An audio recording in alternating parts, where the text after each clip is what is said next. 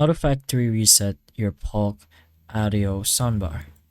So you gotta put in mind that it can vary depending on your model, and if your model doesn't respond to this option, you can try alternative reset methods.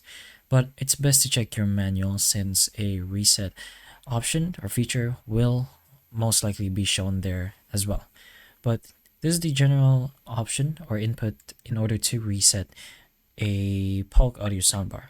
So the first step is to turn on the soundbar course. Then you're gonna have to press and hold this, the power button, the source or input button. It's gonna look something like this, and then the volume up all together. So they're gonna be pressed all at once and held for about 5 to 10 seconds.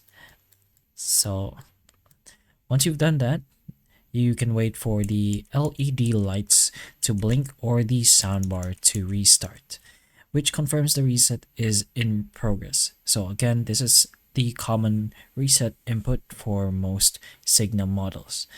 Then once you got the confirmation that it went through the reset, just release the buttons and let the soundbar fully reboot. All settings will return to factory default, so just reconnect your Bluetooth and reconfigure your audio settings, but that's pretty much it. Hopefully the information of this video can help you, and if it can, please like and subscribe for more videos like this, and that's all.